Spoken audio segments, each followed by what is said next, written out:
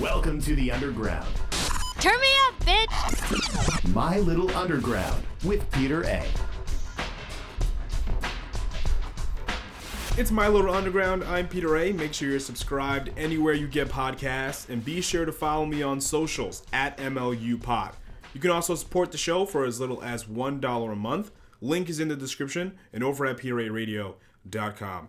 Today on the show, I welcome Robin Dann from the Canadian outfit Bernice. We talked up their brand new album, Eau De Bonjourno. I asked Robin her thoughts on the idea of pop music having a definitive sound or not, and Robin also talks up her love of Lauryn Hill, the yearly Bernice holiday songs, and so much more. Robin Dann of Bernice is on My Little Underground. I'm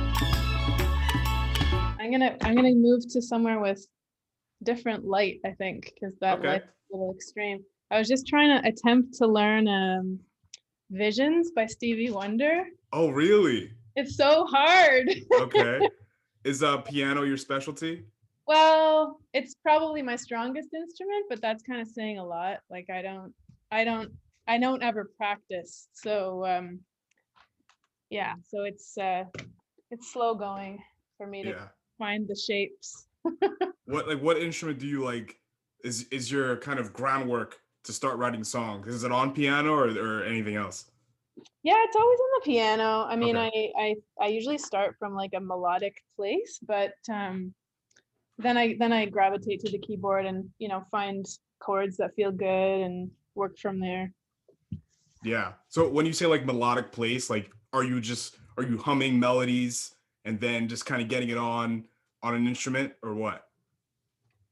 Okay, is that any better? It's kind of just words. That's fine. You Yeah. see? Yeah, that's cool. Okay, what happens? I mean, it depends on if I sit down at the desk and I'm like, I'm working now, I'm writing now, or if something just comes to me spur of the moment. I think if I make a decision to write, like I'm clocking in, then I'm always like at a keyboard, at a computer. And then I can sort of find things that will inspire me, find a fun MIDI instrument that I like the sound of, or use samples or whatever. But probably my best songs have been like I'm on a walk and I start singing, and then that turns into a little melody. And by the time I get to the keyboard, it's kind of like there's an idea that's more formed. Yeah. I've always wanted to ask you, when you released St. Lucia first in 2016, it was a different version. It was very danceable. It was like club ready, which I love. I still listen to it to this day. And then you re-release it on the Puff EP, and it was totally different. So did you re-record it at all, or was the original 2016 version just a foundation, or just the Okay, so that's a great question, and I'm always like, I wish more people noticed that, or I don't know. Anyway, we released two versions of that tune because that album was a bit of like it was really hard to finish for some reason. We went to Montreal, we had this great recording session at Break Glass, and we worked with Matt Smith, who goes by Prince Nifty, who's like an amazing, I don't know if you know him, but he's an amazing musician. And so we had that less dancey version of St. Lucia recorded. And I kept taking it around with me, like, working in at home with different band members, with Phil or Tom, and thinking like it's missing something. And we ended up at Banff out in Alberta, and we met Sean Everett. And Sean is an amazing producer, and he actually took that tune as well as all the other songs that are on the Puff EP, and he kind of like reworked them with us, with Phil and I. We went out to LA and worked with him. So the more dancey version, which we actually released first, was a reworking of the later released version, if that makes sense. Yeah. I think we took like the original keyboard parts, the original vocal, and I can't quite remember what we salvaged from like the main stems, but then Sean, he really added so much to it and changed it so much. Like it does sound almost like a remix of the other one, you know? Right. So the dancey version is the second version of Saint Lucia. It's the second Wow. version. And then I kind of fell back in love with the original and decided to put it on the next record because I thought it deserved to have a life too. Yeah. You know, Matt added that amazing outro in the more chill version, which is really amazing. And yeah, so I wanted that to be in the world as well. So like how many of the other Bernice songs, how many of them have many phases to them like Saint Lucia, or is Saint Lucia just like an isolated incident in that regard? I mean, on that record, I feel like there were phases to a bunch of the songs, but that's not how I like to live. Like I like for a song to have a natural life, and I think that the problem was we just let too much time pass. So we had demoitis with some of the songs, which is like when you fall in love with the crappy version that was never meant to be the final version, and then you know that it's not done, but you can't find anything that works. So you just fall into this cycle of like, it's not done, it's not done, it's not good, it's not good, when you just don't have ears anymore that can hear what it is, basically. Yeah. But now with the new record, it was like written and then recorded and then overdubbed and then released in this really nice, like there was no agonizing for this most recent album. Right. So like Groovelation, like that's how you want it to sound. There's no other version of Groovelation that's gonna float around anytime soon. I mean, we've got tons of like voice notes of ourselves singing it and rehearsal and stuff, but I don't know. There's no versions that will come to be. I'd like to get some of the tunes remixed by people. Yeah. So hopefully Right. that'll happen, but yeah, not of our own making. Yeah, because I'm really obsessed with like the first publicly released version of Saint Lucian. I feel like you would fit in well with more like danceable tunes. Not saying you're gonna make dance music in the future, but that I think it really works for you. So if someone does remix your stuff, it's gonna fit in. You know what I mean? Like however it's going to be redone, it's still gonna work in it's some way. Your music kind of finds its way to work out at the end, if that makes sense. Yeah, totally makes sense. And it makes sense because Phil, our drummer and my partner, he's so in love with dance music. He makes his own techno and he loves to go out dancing. And so it's in there. We just kind of shape it into our own world, but the dance tendency is very much inside the music. So it makes that it would work well remixed. I mean, your music's it's groovy. The new album has some groovy moments to it. Even it's me, Robin. It's kind of has a little bounce to it. Yeah, for sure. Yeah, kind of like a circus bounce. Yeah, Circus Delay. You're going through Rings of Fire too. Yeah, it's really cool. Yeah, how do you pronounce the new album title? Actually, it's French. Has a French. I mean, it's not really any language. Like Bonjourno Okay. is not really spelled correctly, but yeah, I say Eau De Bonjourno because okay. it's like a play on perfume, like eau de toilette. Okay. Eau De Bonjourno. Yeah. So, I don't know what you would think, but as a listener, I feel like the new album is more experimental than Puff was. Is that fair to say? Did you want to go crazier with more in the deep end with this record, or am I just making stuff up? Yeah, the deep end tendency is strong among us. I think probably with each new record we put out, it'll just get more and more, I guess you could call it experimental. It's like I have this urge to it's like a conflicting urge to both get more and more poppy as well as getting more and more obscure at the same time. And so this is the music that ends up coming out for us. Yeah, I think because your voice, you're screaming out pop, but then the bed of it is just strange. It's another dimension, which kind of works out in a weird way.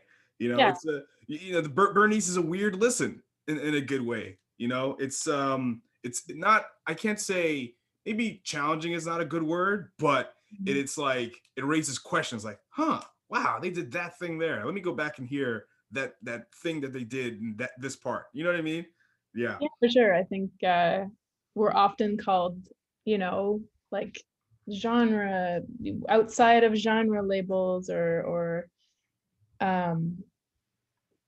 weird or what have you. And I'm okay with that as long as it's not like exclusionary music. Like I really want it to still feel good to listen to. So um yeah, so it's nice Yeah, to that's the best hear that way. you do want to listen. You explained it way better than I could have. It is non-exclusionary. I like that. Yeah, it doesn't kind of it doesn't claim a team. It No, doesn't. It's intramural, you know? membership is open. Membership Yes. is open. All you get is a ribbon for participation. There's no Yeah. one. Yeah. Everybody wins with Exactly. Bernice. Yeah. That's cool. Do you ever feel like some of your songs, it's just you from an artist perspective, like maybe this song is there's too much going on. Maybe I should simplify. Or do you feel like maybe my songs are too simple and I should add a lot more tracks or a lot more different types of, instruments coming in and out?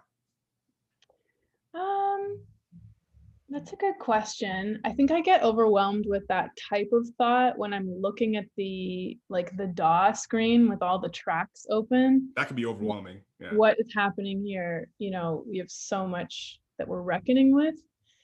But ultimately, when I just sort of close my eyes and listen to it, I feel like the answer comes fairly easily of if is it sounding too busy or like something's missing.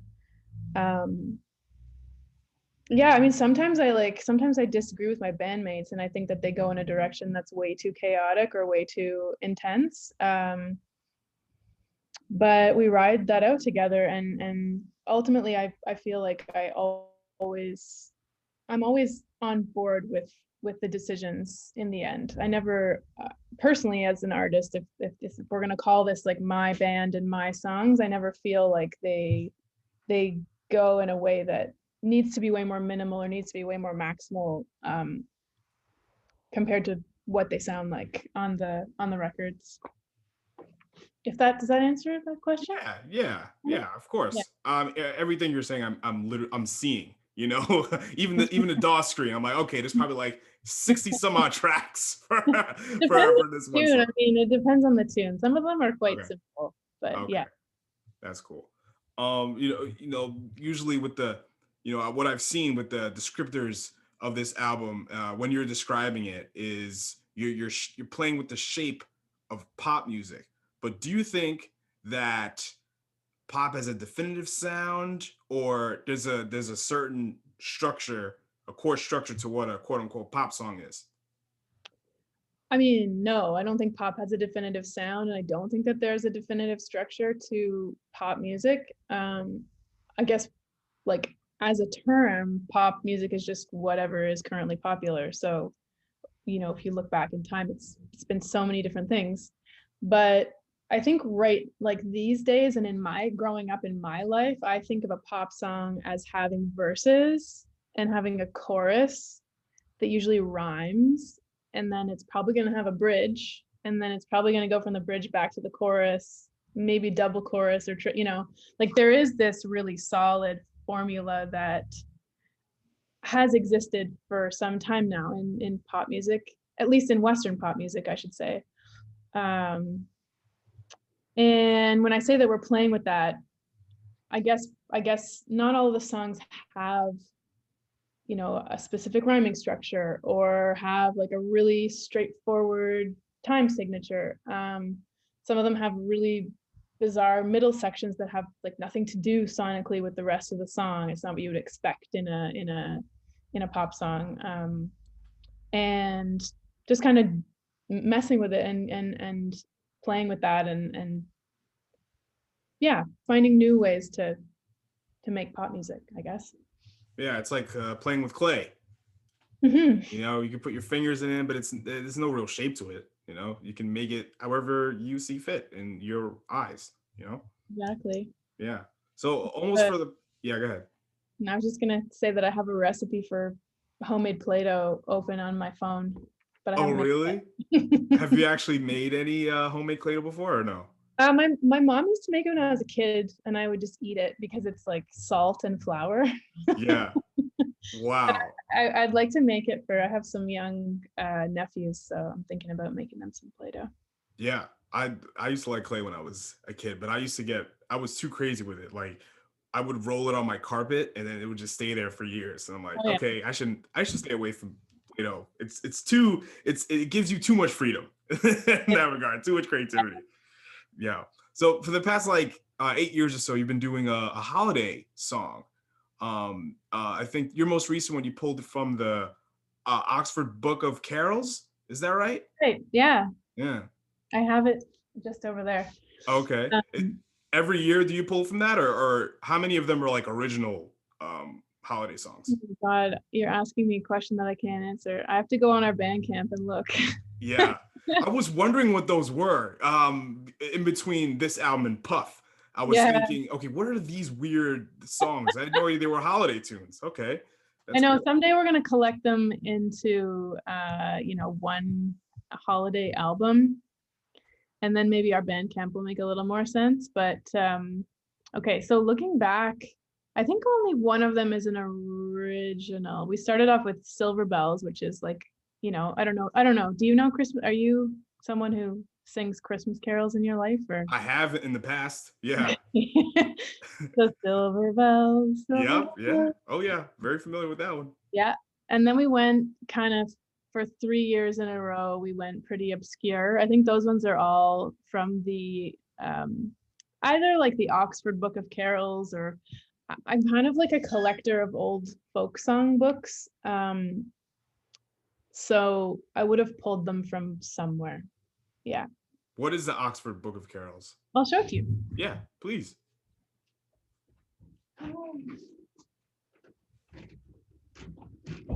Okay, so it's like a super English, like proper English Oxford kind of. I think it was first published in 1928. Whoa.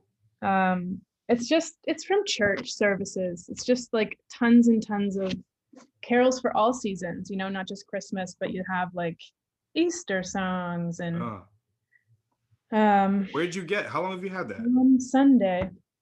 I've had this for a few years now. I think I found it at a used bookstore somewhere. I can't really remember.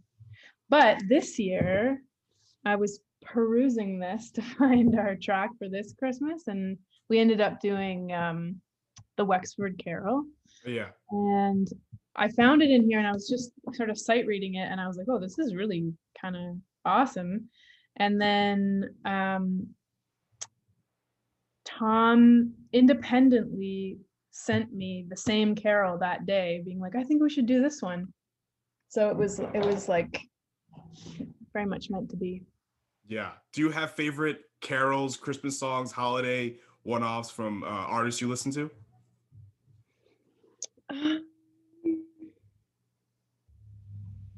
I like the Sean Colvin Christmas record a lot. She's kind of, do you know Sean? No. She's like a Lilith Fair woman from that era. You probably know her biggest hit. It's they say days go by, I don't know why. Okay. I mean, Yeah, I think I know that tune. Sonny came home in the bedroom. That's her biggest hit. Okay. But she has a really beautiful Christmas album. And what else? I'm thinking albums, like specific songs, I don't know. But Yeah. we always listen a ton to, like Take Six Christmas is one of the greats, I think. Okay. Yeah, there's a few. Do you know the band A Sunny Day in Glasgow?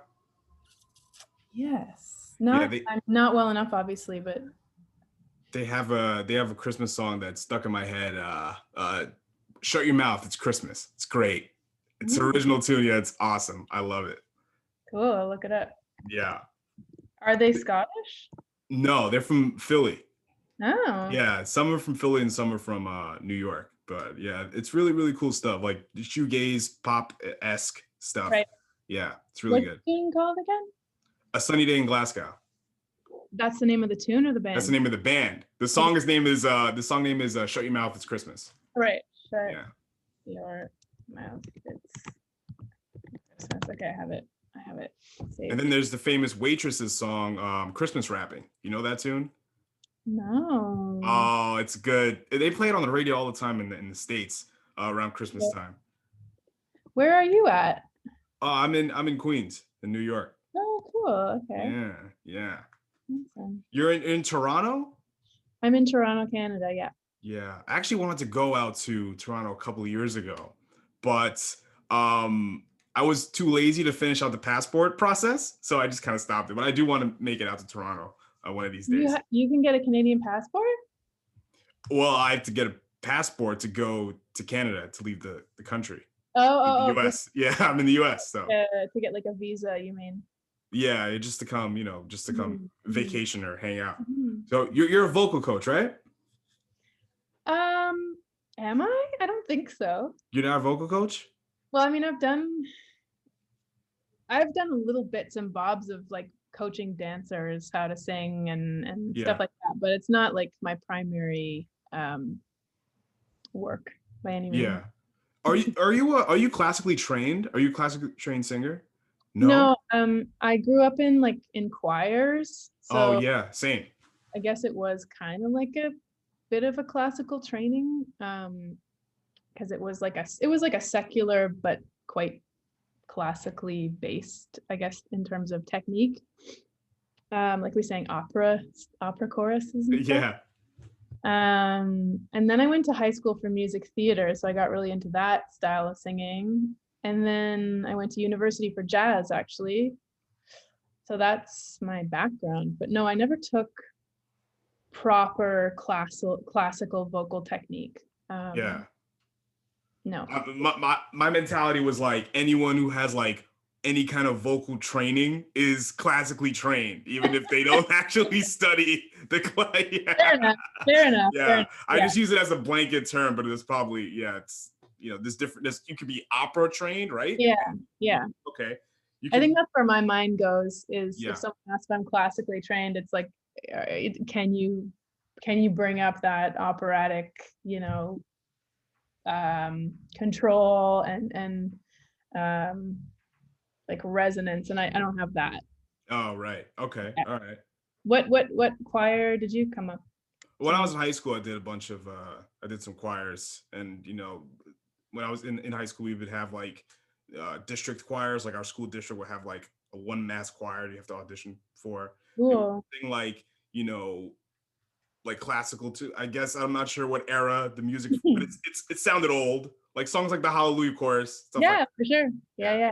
That one is powerful. Yeah, those tunes are good because I like all the many different voice parts. Like harmonies, I like harmonies and stuff like that. Yeah, so that kind of element was like really, even though it was kind of difficult to learn, but like the fact there was like two bass parts and stuff like that is like, that stuff interests me. And now when I listen to music, I hear, listening for harmonies and stuff like that I love harmonies and stuff like that, which is well, cool. you need to listen to Take Six Christmas then. Okay, all right. Like a 6-piece kind of gospel, kind of R&B, just the most beautiful vocal harmonies you've ever heard.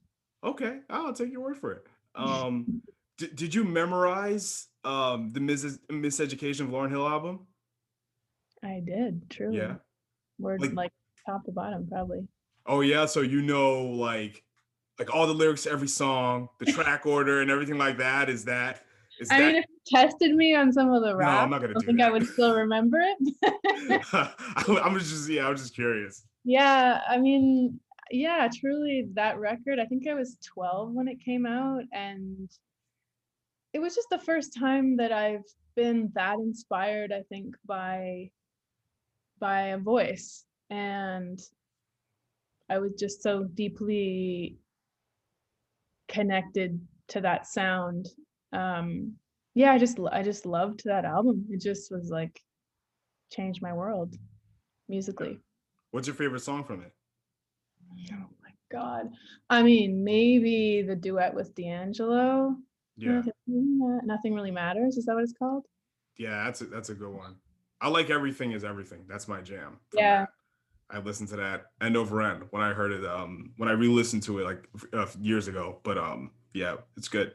And that thing when that song was everywhere, like I was like, oh wow, this is so Lauryn Hill. Her voice is just wow.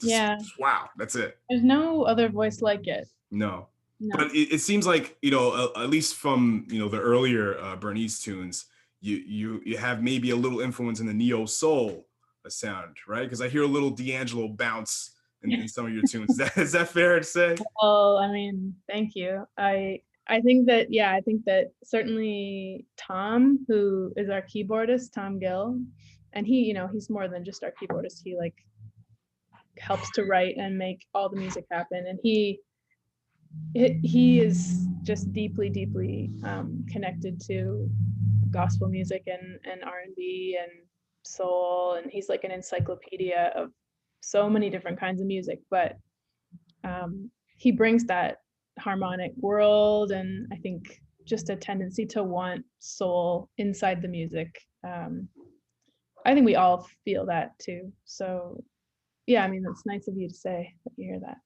Yeah. Like I like when I was hearing some of the, especially when Puff came out and you know, listening to stuff like Passenger Plane, it's you hear some, okay, you guys probably listen to a few Roots albums, maybe one Erykah Badu tune in the sessions. I don't know. Yeah.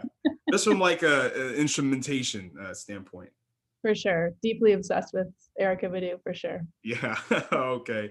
Robin, thank you so much for talk with me on My Little Underground. So where can people buy the new Bernice album, and where can people find you, social media and anything Bernice? Thank you so much for having me.